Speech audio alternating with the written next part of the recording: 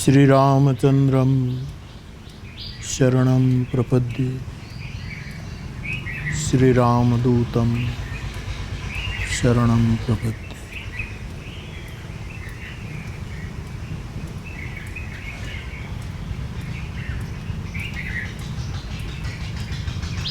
आप सभी मेरे श्रोता भाई बहन सभी को आज के संवाद के आरंभ में पुनः एक बार प्रणाम करता हूँ। सभी को मेरा जय सिया राम।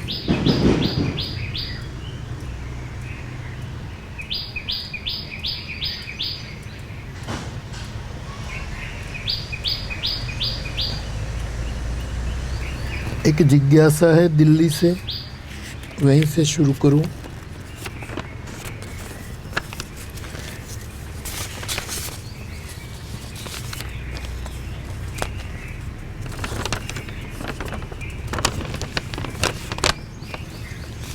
बापू, कई साल पहले आपने एक कथा में कहा था कि गुरु कुम्हार की भांति शिष्य का घड़ा बनाता है।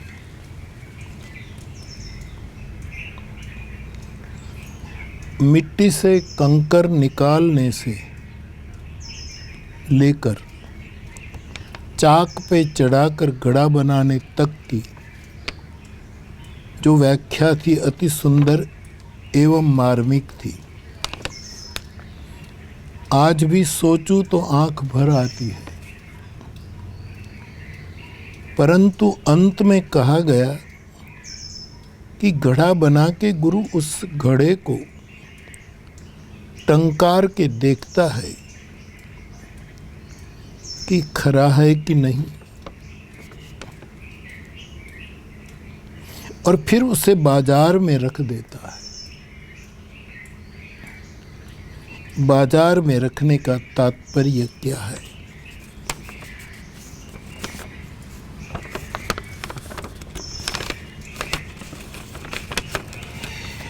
मैं न भूलता हूं तो शायद कबीर साहब की वाणी है,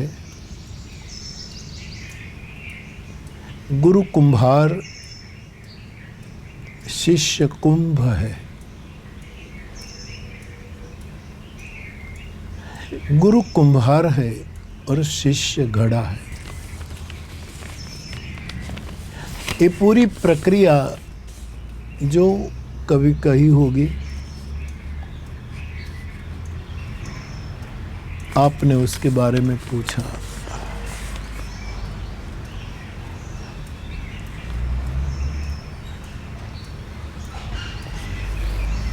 मिट्टी गुरु ने ली, पानी में उसको मिलाया,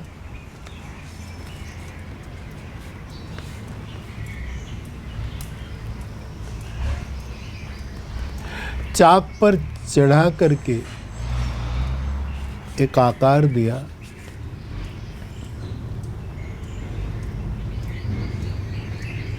पवन में सुखाया,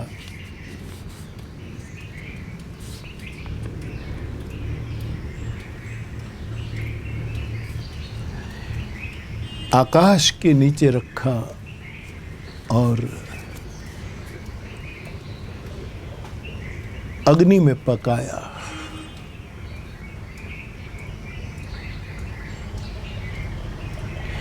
गुरु अपने आश्रित को पांचों तत्व से यात्रा कराता है।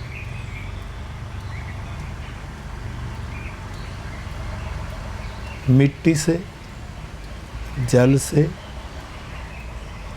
वायु से, आसमां से और अग्नि से।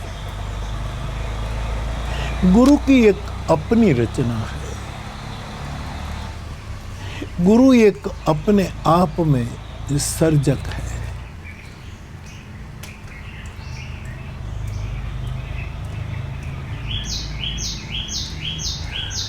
जैसे इस संसार का रचयिता परमात्मा ब्रह्मा जो कहो,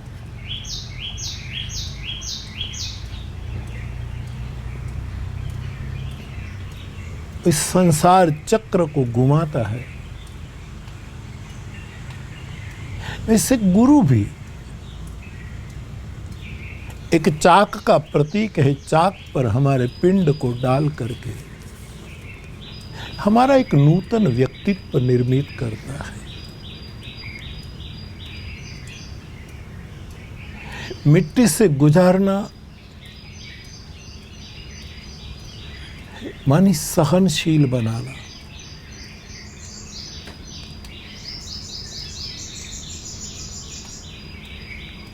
पानी में मिलाना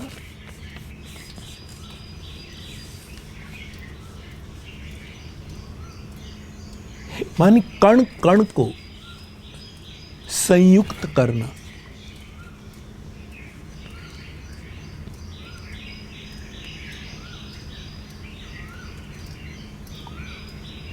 आकार देकर आसमां के नीचे खुले आसमां में रखना,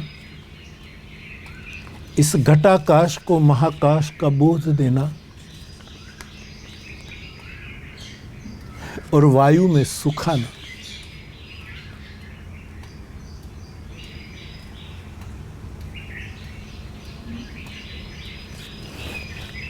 सहनशीलता से गुजारना, कण कण को इकट्ठा करना, घड़े के भीतरी आकाश को महाआकाश के साथ मिलवाना, आकाश से गुजारना है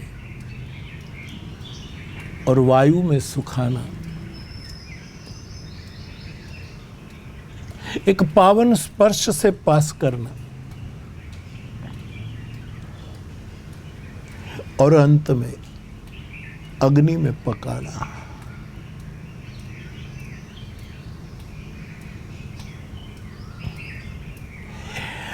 हम सबको पता है कि जब घड़े को कुम्हार बनाता है तो ऊपर से एक टपला लेकर पीटता है। कच्चे घड़े को पीटते समय लगता है कि कुम्हार कठोर है, लेकिन हम सब जानते हैं एक हाथ से वो अपना वो लेकर घड़े को आकार देता है, पीटता है, लेकिन दूसरा हाथ घड़े के अंदर। ऊपर से एक प्रयास है बनाने का और भीतर से एक प्रसाद का हाथ सदैव रहा।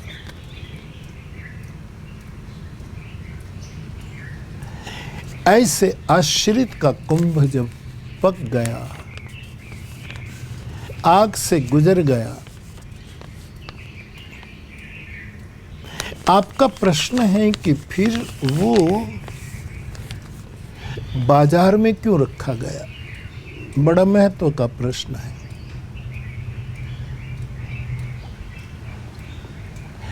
और ध्यान देना, बाजार में घड़ा जब कुम्हार बेचता है या तो कोई भी बेचता है,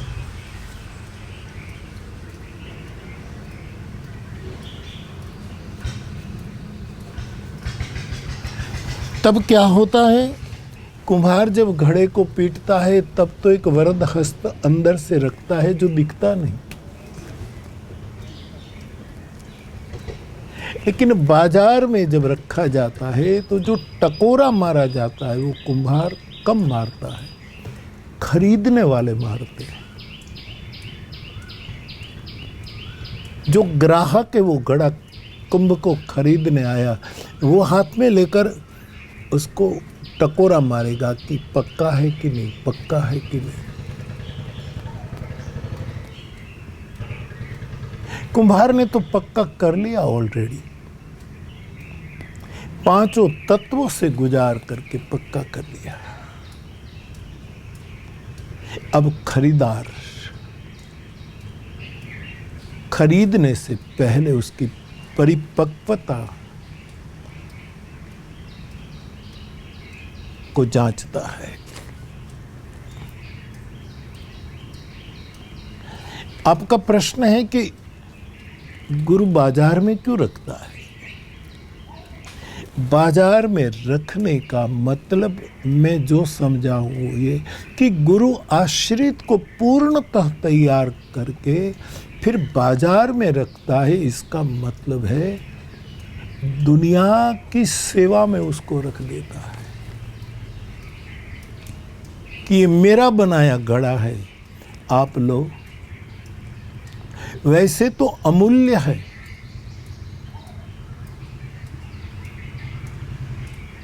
सेवा के क्षेत्र में उसको रख देना है। इस घड़े के ले जाओ, उसमें शीतल पानी भरो, पियो, तृप्त हो।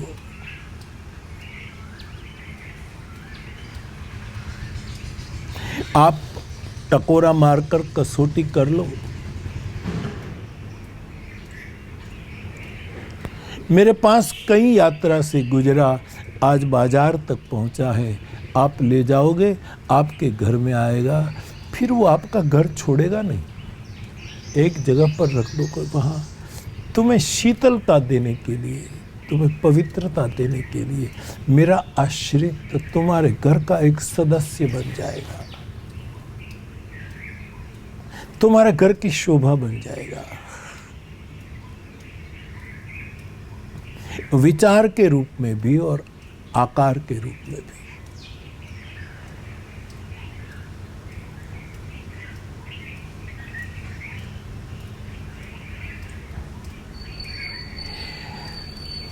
सेवा में रख देना। आपने सुना होगा भगवान बुद्ध के पास कई दीक्षित हुए, कई लोग।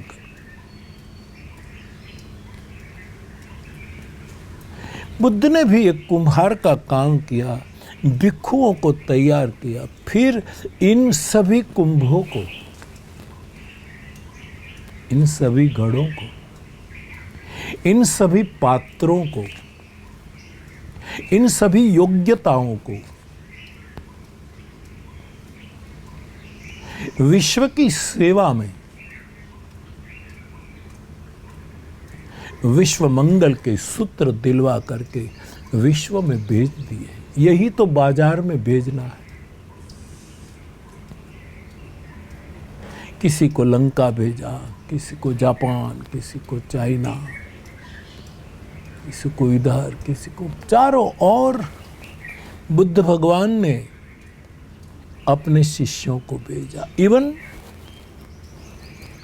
बुद्ध का आश्रित चक्रवर्ती सम्राट के संतानें भी बुद्ध के द्वारा घड़ा पक गया, तो वो भी कई मुल्कों में भगवान बुद्ध के सूत्रों को लेकर जाते हैं।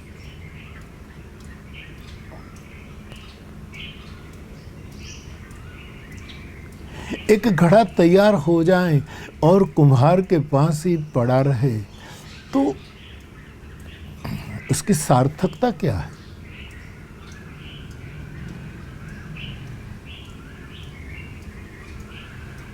और श्रृंगार रस में तो बाप ऐसा कहा गया, इवन संस्कृत में और लोक बोली में भी श्रृंगार में तो ऐसा कि घड़े ने इतनी तपस्या की, बाजार तक गया, खरीदने वाले ने टकोरा मार के लिया, लेकिन उसका स्थान तो देखो साहब, कोई सुंदर शालीन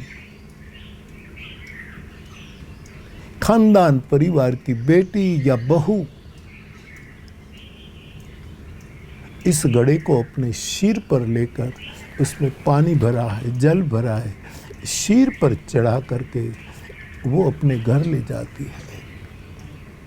उसका स्थान तो देखा, स्थान तो देखो, कहाँ चरणों से मिट्टी रौंद की एकदम वो कर दी थी।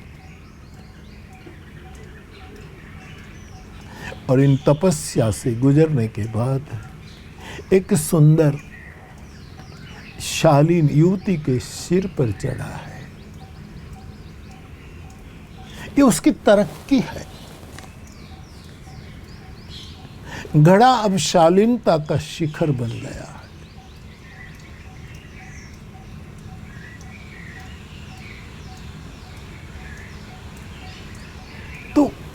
गुरु शिष्य को बेचता नहीं है, ध्यान देना, बाजार में रखना मानी जिस गुरु के शिष्य बिकाऊ हो,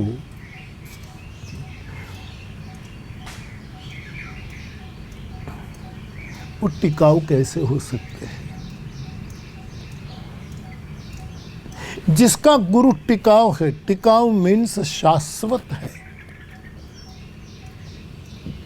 उसका आश्रित, उसका कुंभ भी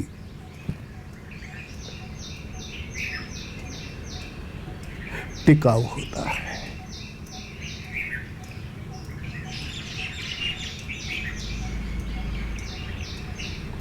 कबीर साहब का एक बहुत प्रसिद्ध पद है, जल में कुंभ, कुंभ में जल है, बाहर भीतर पानी।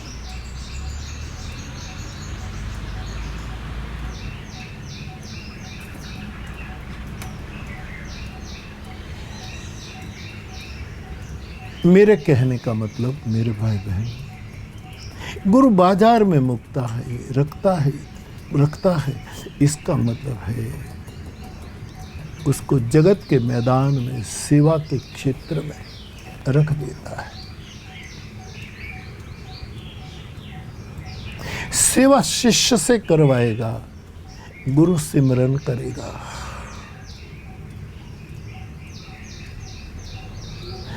गुरु नानक देव ने कभी मर्दाना और बाला को कहा था, मर्दाना और बाला ने कहा कि हम सेवा तो बहुत करते हैं, आप गुरुदेव आपके पास आपका आदेश सिमरन भी तो है, हम सिमरन कब करेंगे? बच्चों, तुम सेवा करो, सिमरन मैं करूँगा।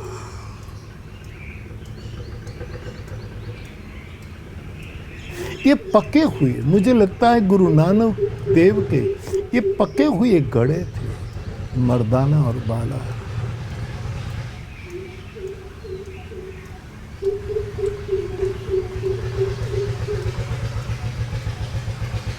स्वाभाविक है, गुरु बाजार में क्यों रखता है कुंभ को? हिमालय की कंदराओं में कसौटी नहीं होती, बड़े संसार में ही कसौटी होती है। आप कहो कि मैं हिमालय की गुफा में बैठा, मुझे कभी क्रोध नहीं आता, तो कोई बड़ी महत्व की बात नहीं है ये। क्रोध करने के लिए द्वैत चाहिए, वहां तो कोई नहीं है जो तुम्हें उकसित करे। बाजार में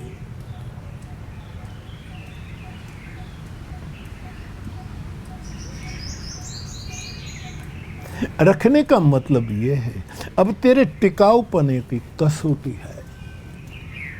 गुजरो एक बार संसार से,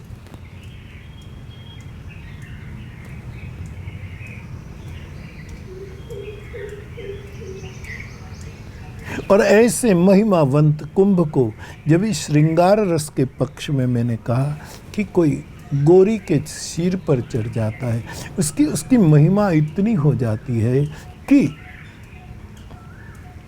7-8 सखियां जल भर के जाती हैं, हाथ ताली लगाती हैं, बातें करती हैं, 8 किलोमीटर दूर पनघट है, लेकिन सबकी सिमरन चेतना गड़े में लगी रहती है। घड़ा चला जल की सेवा करने, इस सिमरन कोई और कर रहा है।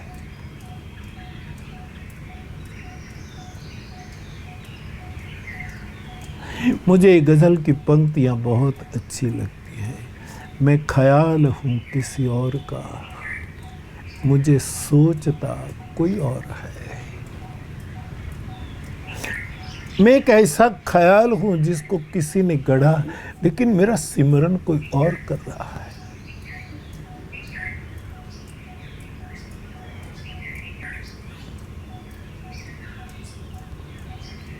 मैं करीब हूं किसी और मुझे जानता कोई और है।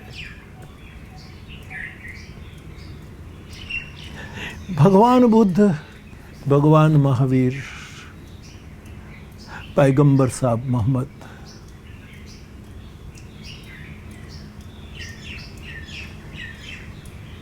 जीसस।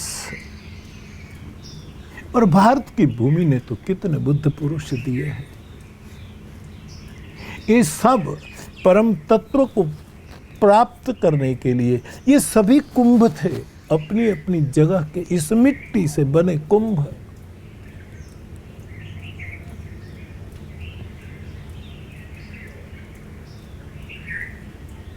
निकल चुके थे सब कुछ त्याग करके, लेकिन जब पाया तो भरे बाजार में आ गए, बड़े संसार में आए।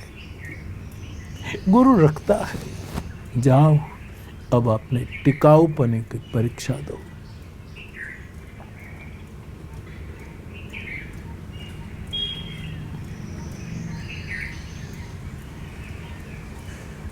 मैं नसीब हूं किसी और का, मुझे मांगता कोई और है।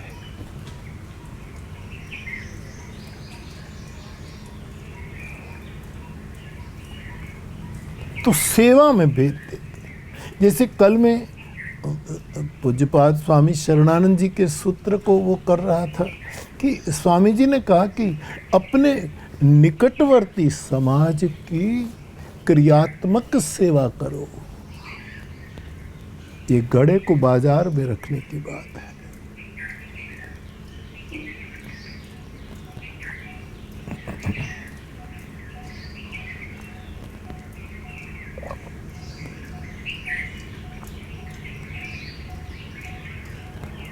सेवा में रख देना।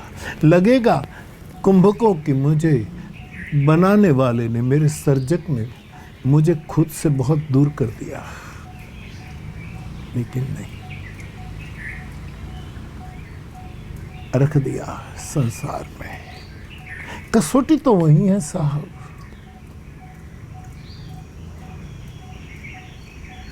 कई ऐसे फकीर होते हैं कि दिन में वो संसारी लगते हैं, रात में सन्यासी लगते हैं। और दांभिक जगत में, प्रपंची जगत में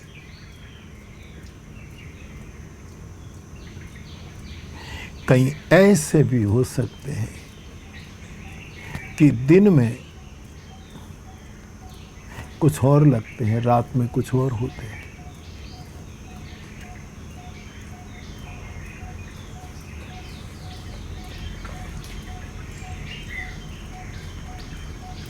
तो बाजार में रखने का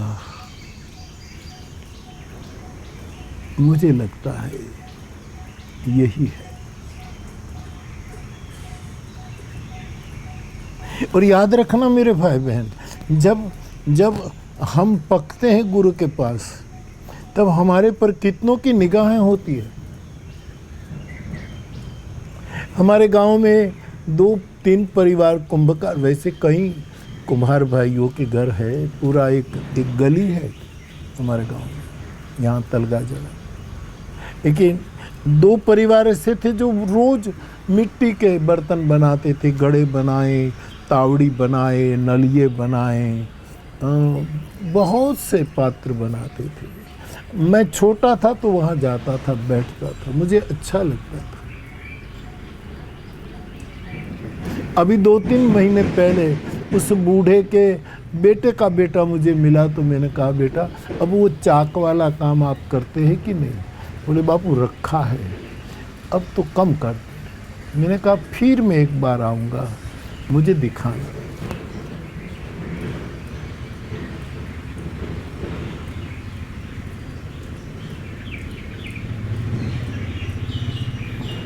प्रत्येक घड़ा जब कितनी ही प्रक्रिया से गुजरता है तो उस पर इतनी निगाहें होती है। ये निगाहें कर्म भी है और हमें सावधान भी करती है कि हमारे प्रत्येक कर्म हम जो प्रक्रिया से गुजरते हैं उस पर इतनी निगाह है। मैं और आप कभी भूल न करें कि हम जो कुछ वृत्त, जो कुछ हमारा वर्तन है वो छिपा रहेगा। अस्तित्व की निगाहें हम पर लगी है। यही है घड़े को बाजार में रखना।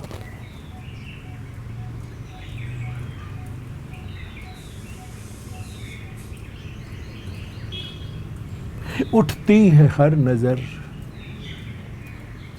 गुनहगार की तरह।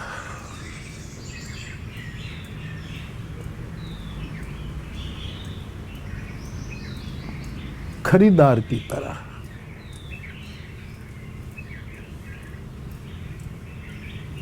कितनी अस्तित्व के कितने तत्व हमें देख रहे हैं, इससे हमें गुजर कर पकना होता है।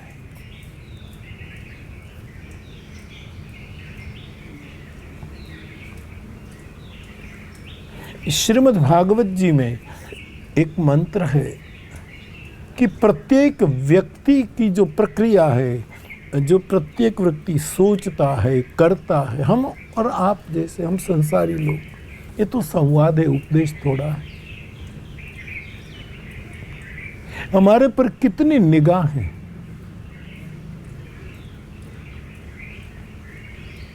एक घड़ा बाजार में है तो कितनी निगाहें खरीदने वालों की उस पर आती है।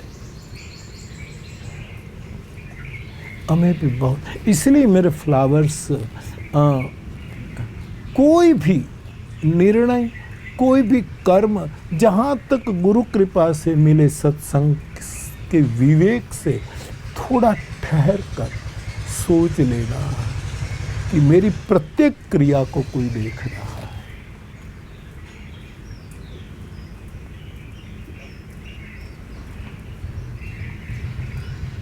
मेरा ये प्रिय श्लोक है श्रीमद् भागवत, मैंने पक्का भी करवाया, मेरे पास ये 2 दिन से पड़ा, ये तो अवसर आया तो मैं साथ साथ ले लूं।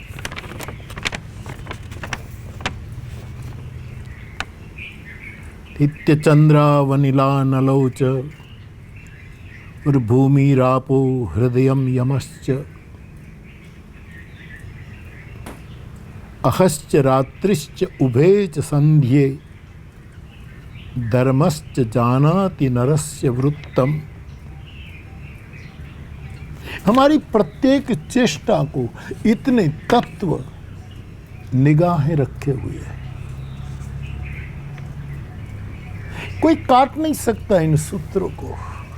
कितनी निगाहें हमारे पर लगी, इसमें से खड़े होकर बाजार से गुजरना है और किसी के सिर पर चढ़ना है, किसी के सिमरन का केंद्र बनना है, चिंतन का केंद्र बन जाना है।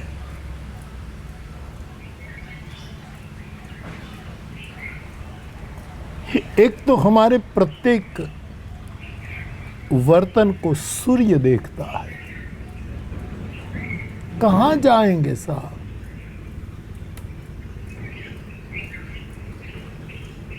सूर्य साक्षी है हमारे वर्तन का।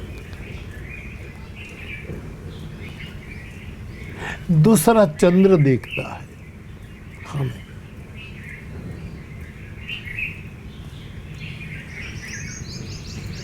वायु हमें देखता है कि आदमी क्या कर रहा है। अग्नि साक्षी है। जैसे घड़ा मिट्टी से मैंने प्रारंभ किया, मिट्टी से, आकाश से, पवन से, जल से गुजर, ये सब हमारे पर निगाहें रखे हुए हैं।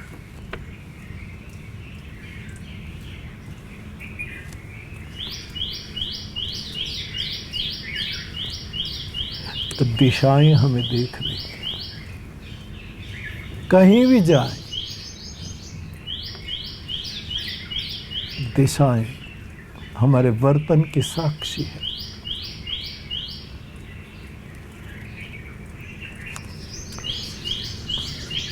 पृथ्वी हमें देखती है क्योंकि इसी पर तो हम रह रहे, ये गवाह।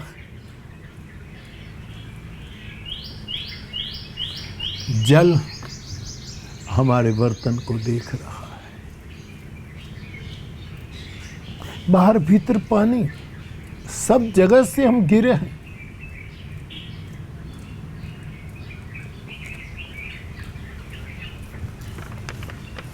हमारा हृदय साक्षी है।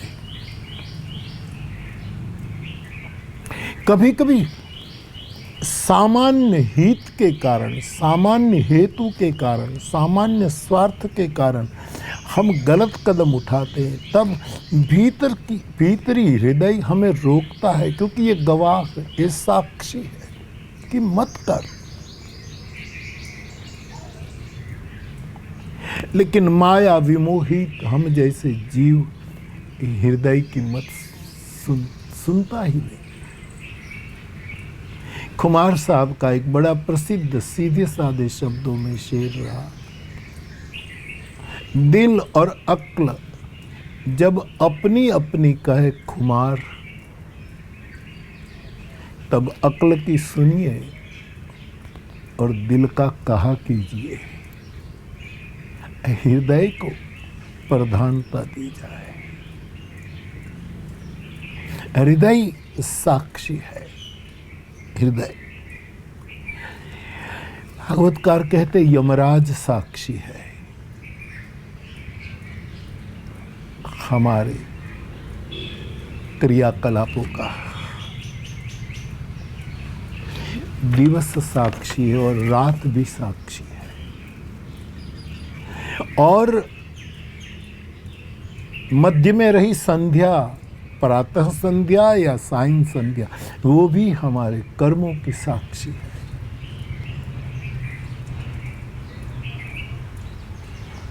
और धर्म हमारा साक्षी है। हम कुछ धार्मिक कर्म करते हैं, वो भी सही है कि गलत,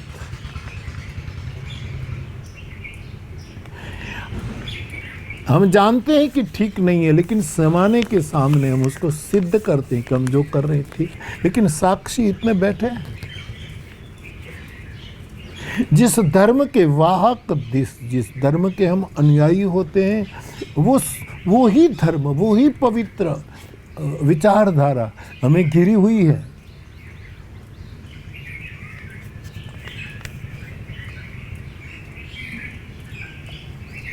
ये सूफी लोग नहीं गाते हैं कवाली में अली मौला अली मौला।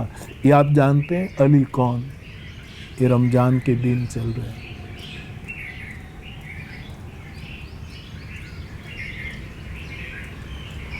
मौला अली को जब पूछा गया कि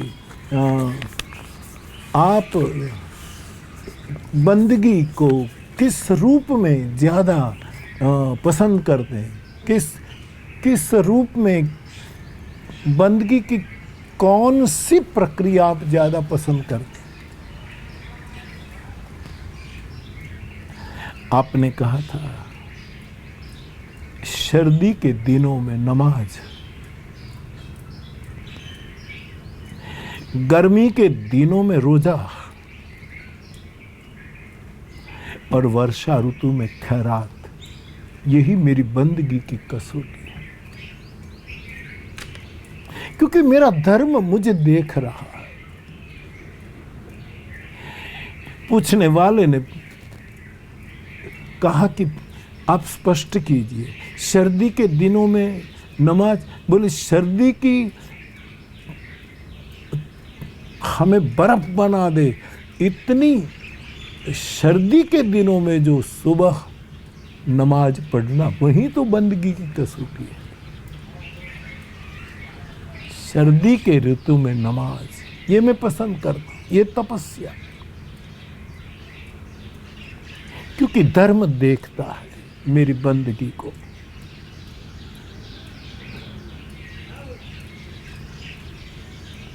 और गर्मी के दिनों में रोजा, गर्मी के दिनों में गर्मी के कारण प्यास बहुत लगती है, और इन दिनों में रोजा कि पानी नहीं पी सकते, वही कसौटी है।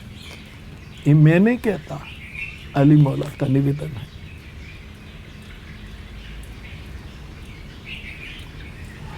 और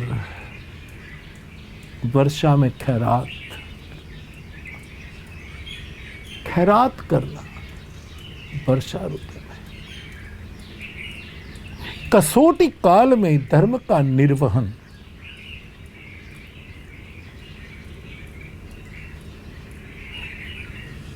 वो धर्म की निगाहों में रहता है और ऐसा धर्म निर्वहन ही धर्म की आंखों में पास होता है। हमारे मानस में लिखा है, धीरज धर्म मित्र अरुणारी, आपद काल परख यही चारी। मेरे यंग फ्लावर्स,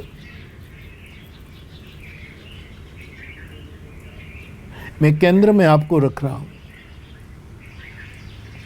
याद रखें, हमारी प्रत्येक प्रक्रिया को चांद देख रहा है, सूरज देख रहा है, दिन देख रहा है, रात देख रही, संध्या देख रही, यम देख रहा है, धर्म देख रहा है, अग्नि देख रहा है, जल देख रहा है, वायु देख रहा है।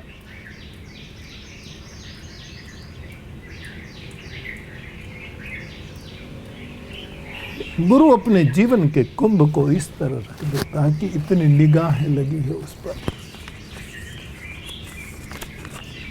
इससे गुजरना है।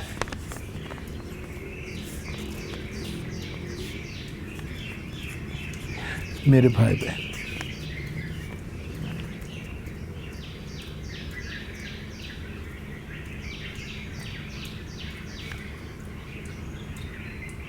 टिकाऊ गुरु कभी अपने शिष्य को बिकाऊ नहीं होने देता, समर्पित करता है, सेवा में लगाता है।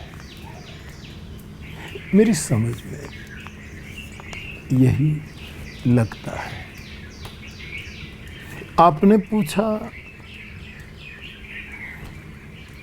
मैंने गुरु की कृपा से आपके सामने इतना खोला। गुरु कुम्हार, शिष्य कुंभ है।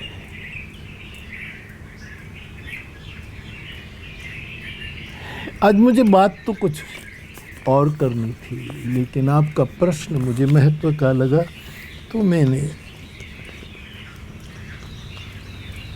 उसी की भी थोड़ी बातें कर ली। दोहावली रामायण में गोस्वामी जी का जो एक ग्रंथ दोहावली, उसमें लिखा है कि इतने लोगों का भला होगा, हम चाहें कि सबका भला हो, लेकिन फिर भी हम तो बोलते हैं सर्वे भवन्तु सुखिनः, सब कर होई परम कल्याण।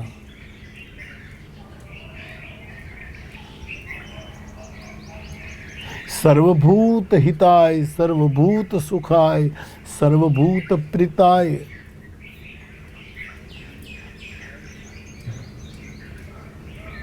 सर्वभूत हिते रता। लेकिन मेरे गोस्वामी जी ने बहुत वास्तविक दर्शन देती हुई दोहावली में कहा कि इतने लोगों का भला होगा, ये सोचना बड़ी मूर्खता है। कैसे होगा ऐसे लोगों का भला? हम लाख चाहे तो भी नहीं होगा। यह अज्ञान अपार, दोहावली में लिखा, ये अज्ञान है, ये मूर्खता है। इसमें कुछ गिनाए हैं, बहुसुत, बहुरुचि, बहुवचन, बहुआचार, व्यवहार, इनको भलो मनाई वो, यह अज्ञान अपार। जो दोहे की प्रथम पंक्ति में जो गिनाए हैं, इसका भला हो ऐसा मानना बहुत बड़ा अज्ञान है। हो जाए तो स्वागत है, चाहते हैं कि हो जाए, लेकिन मुश्किल है। ये बड़ा अज्ञान है, ये बड़ी मूर्खता है। मेरे यंग फ्लावर्स, हम और आप इन दोहावली के शब्दों से बोध प्राप्त करें। बहुसुत, किसी भौतिक हमारे घरेलू दृष्टांत देकर गोस्वामी जी हमें समझा रहे। बहुसुत, सुत मानी पुत्र।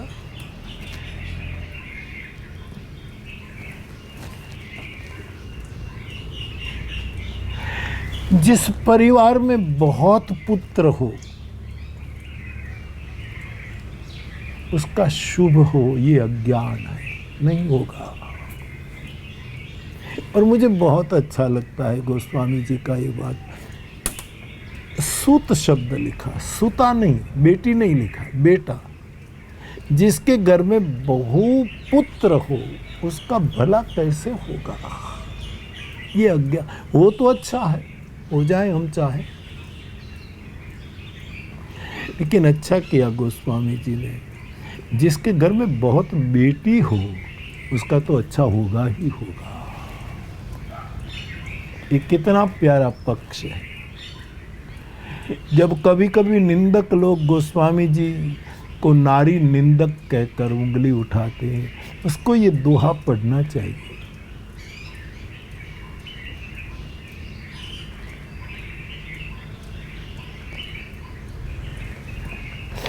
दृष्टांत के रूप में मैं ये कह, धृतराष्ट्र गांधारी के 100 पुत्र, इनको भलो मनाई वो यही अज्ञान अपार। भला हुआ?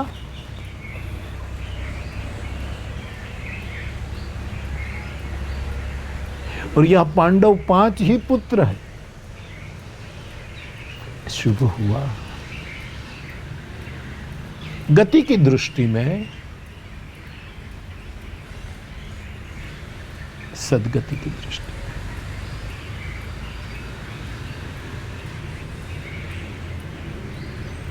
में बहुसुत, यानी बहुत प्रजा।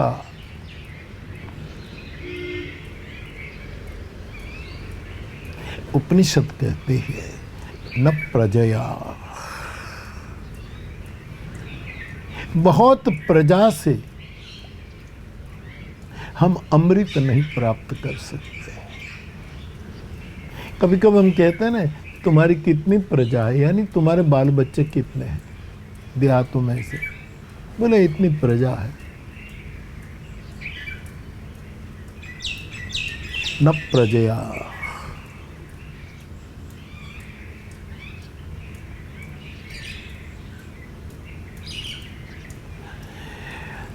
बहुसुत। बहुत विस्तार करने को मन करता है, लेकिन इतना समय नहीं। बहुसुत बहुरुचि। रुचि मानी इच्छाएं। जिस व्यक्ति में बहुत इच्छाएं भरी है, इनको भलो मनाए वो यह अज्ञान अपार। इसका भला कैसा होगा? जो बहुत इच्छाओं से गिरा, बहुरुचि, ये इच्छा है, ये इच्छा है, ये इच्छा है, जिसको हमारे प्यारी बोली में ईषणा कहते हैं। वितेषणा, सुतेषणा, लोकेषणा। सुत वित लोक ईषणा, 3 ही गोस्वामी जी कहते। इन ईषणाओं ने किसकी बुद्धि को भ्रमित नहीं किया, मलिन नहीं किया।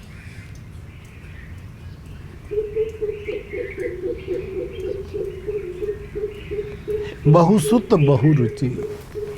मैंने इन दिनों जो संवाद चल रहा है, एक संवाद में कहा था, आप याद रखिएगा, मुझे स्मरण में है किस दिन कहा, कि जीव के पास इच्छाएं हैं, सामर्थ्य नहीं है। जितनी इच्छा करे इतना हम उसको परिपूर्ण कर सके, इतना सामर्थ्य हो तो बहुत अच्छी बात। सामर्थ्य नहीं है हमें।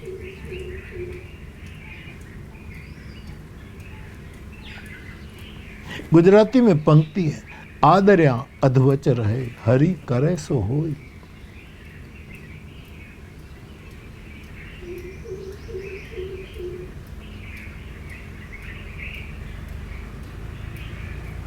इच्छाएं बहुत, सामर्थ्य नहीं। और परमात्मा के पास पूर्ण सामर्थ्य, लेकिन इच्छा एक भी नहीं। परमात्मा का सामर्थ्य और जीव की इच्छा मिल जाए तो जगमंगल हो। उस दिन मैंने प्रहलाद का संवाद किया, तब कहा, प्रहलाद ने कहा, प्रभु मेरे मन में कोई कामना ही न हो, इच्छा ही ना हो, मैं निरीह हो जाऊं।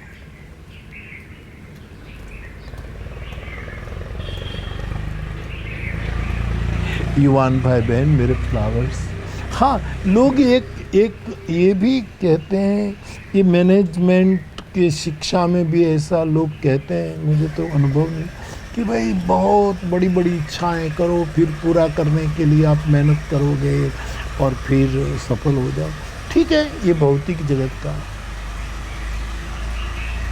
लेकिन इच्छाएं और आशाएं बंधन, कम बंधन हो तो अच्छा है।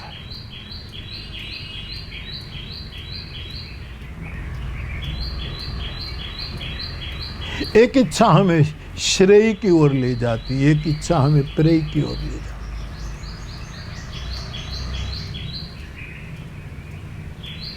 इच्छा करनी चाहिए, हम संसारी हैं, जरूर, ये बहुत नहीं, बहुत वर्ज्य है, अति विष है। कोई भी चीज अति होती है तो विष बन जाती है। बहुसुत, बहुरुचि,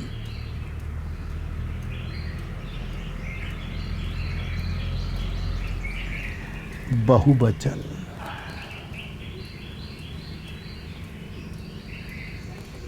कई लोग कई प्रकार की बातें करते हैं, कोई उसकी बात का कोई एक निर्णय नहीं यार। बहुवचन, खबर नहीं कैसी कैसी बातें करते हैं, और मानो दुनिया के सभी सब्जेक्ट उसके पास है। कोई भी बात छेड़ेगा, उसमें वो खुद कई प्रकार की बातें जोड़ेगा।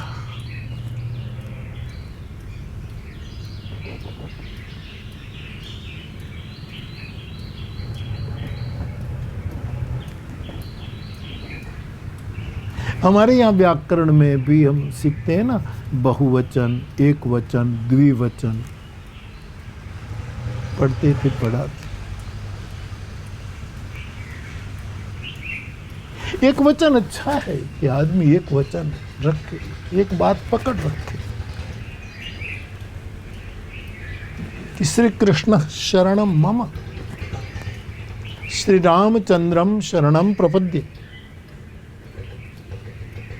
एक बात पकड़ रखे। लेकिन कई द्विवचन होते हैं, ये भी, ये भी, ये भी, ये भी, और कहीं तो बहुवचन, बहुवचन।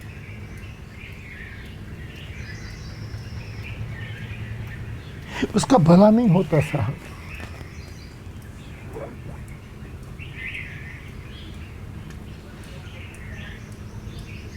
बातें बनाते बनाते, बड़ी बड़ी बातें बनाते, बहु बातें।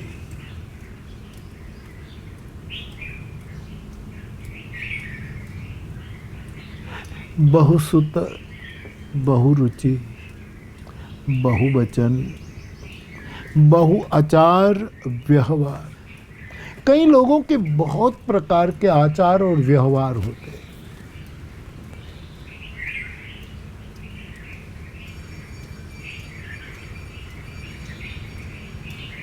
कई प्रकार के, ठीक है, नेम धर्म आचार सब, ये सब थोड़े औषध बताए हैं शास्त्रों में, लेकिन बहु प्रकार के आचार,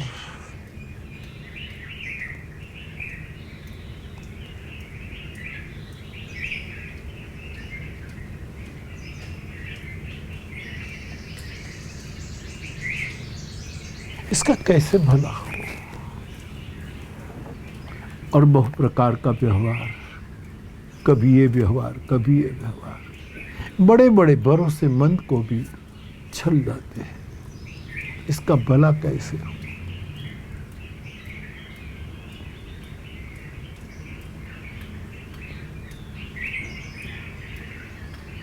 मैंने मेरी इस कथा यात्रा में ऐसे बहु आचार, बहु व्यवहार वाले लोग, स्वयं हम भी संसारी हैं, हम अपनी ओर देखें तो भी कितने लोगों के आचार, बिलग बिलग आचार, बिलग बिलग मजहबों में भी बिलग बिलग आचार, ठीक है। और बहुत प्रकार के व्यवहार, ये बहुवचन और ये बहुत आचार। गोस्वामी जी की दृष्टि में यह अज्ञान अपार।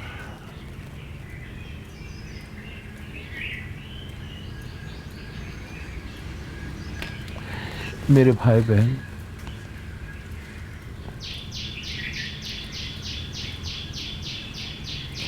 बहुसुत का मतलब बहुत संसार का फैलाव, विस्तार। कैसे भला होगा?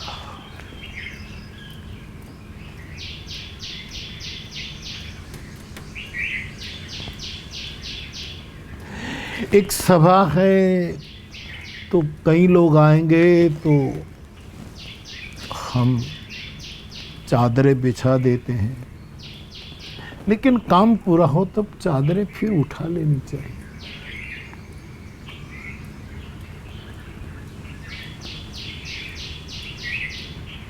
बहु प्रजा, बहुत बड़ा संसार, कैसे भला हो?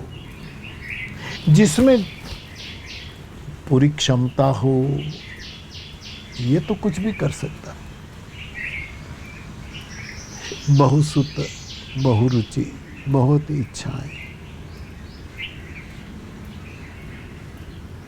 विभीषण कहता है, महाराज मैं लंका से निकला, यहाँ आया, तब तक मेरे मन में वासना थी, इच्छाएं थी, ये हो, लेकिन आपके चरणों के दर्शन करते ही वासना बह गई।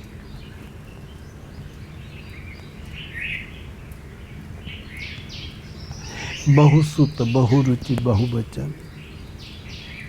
गुरु के एक वचन को पकड़ रखो, बस बात खत्म। उसने जो कहा, बोले सो निहाल।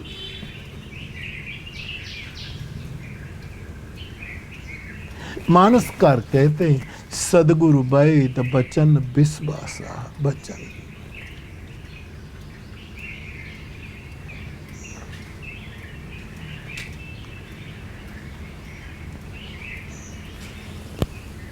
बहु आचार व्यवहार और कई प्रकार के आचार।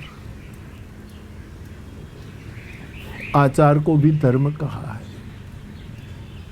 जो आचारहीन हो जाता है उसको कहते हैं वेद भी पवित्र नहीं कर पाते। फिर भी आचार कितने आचार।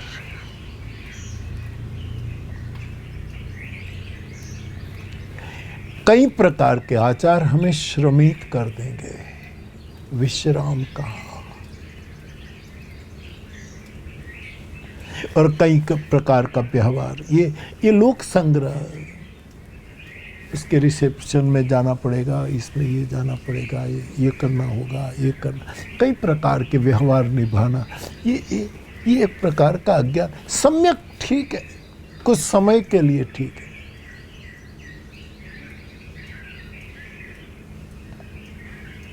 ये व्यवहार निभाना।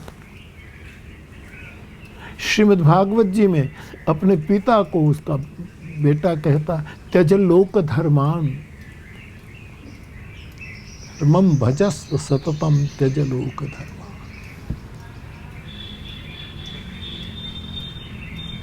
मैंने तो बहुत पहले ये सोशल डिस्टेंस की जो बातें हैं आज, मैंने तो किसका था, मैं उत्तरकाशी में या कब कहाँ भी कहा कि भाई मैं बहुत व्यवहार निभाया लोगों का, यहाँ गया। अब मैं कोई कहीं जाऊँगा नहीं, मेरा मन होगा तो जाऊँगा, बाकी अब मुझे बुलाना मत, इसमें आओ, इसमें आओ, ये उद्घाटन, ये भूमि पूजन, ये फला। मैंने बहुत पहले संकल्प जगत के सामने रख दिया। बहु आचार व्यवहार इनको भलो मनाई बो, यह अज्ञान अपार। मेरे भाई बहन, ये कोई उपदेश नहीं है, आपके साथ संवाद है। कुछ बातें उतर जाए मेरे और आपके दिल में,